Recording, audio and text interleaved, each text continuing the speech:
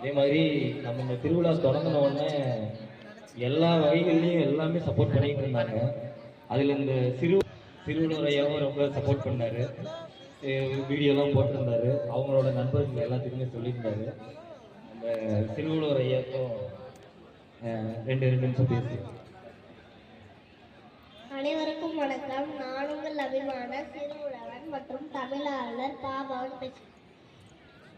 இங்கு கூடியிருக்கும் அனைத்து பெரியவர்களுக்கும் உழவர் சொந்தங்களுக்கும் நான் மற்றும் சீர்மை மரபு இயக்கம் நன்சுவை மற்றும் சீர்மை மரபு இயக்கத்திற்கு நன்றியை தெரிவிச்சுக்கிறேன். இன்னைக்கு நான் எடுத்திருக்க தலைப்பு எனது குருவான விவசாய விஞ்ஞானி திருக்கோ நம்மாழ்வார் ஐயா ஒரு புத்தக திருவிழாவில் சொன்ன வயிற்றுக்கு சோறுண்டு கண்டீர். பாரதியார் சொன்னாரு, ஆனால் உண்டீர் இல்லை. நிறைய இருக்கு உலகத்தில். எல்லாரும் வயிறு நிறைய சாப்பிடலாம். நம்ம இந்தியாவில் சாப்பிட்றதுக்கு எல்லாரும் வயிறு நிறைய சாப்பிடலாம். ஆனால் வயிற்றுக்கு சோறுண்டு கண்டீர் இருக்கு, ஆனால் உண்டீர் இல்லை. நம்ம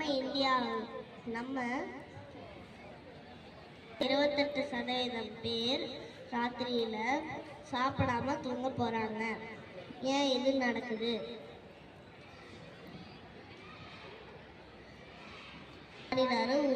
உழுது அறுப்பவர்க்கே உணவில்லை, பொய்யை தொழுது அடிமையாக இருப்பவர்க்கே எல்லாம் சொல்லுது. இன்னைக்கு இது நம்மளுக்கு நல்லாவே பொருந்துதுங்க.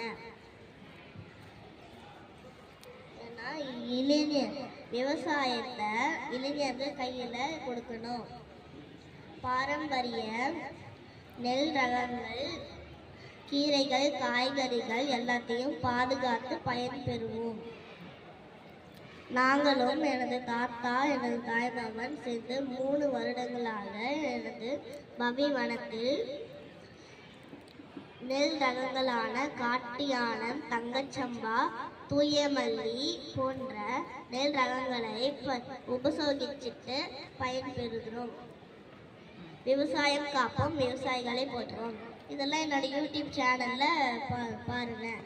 சிறுவுழவன் யூடியூப் சேனல் பேர். நன்றி, வணக்கம்.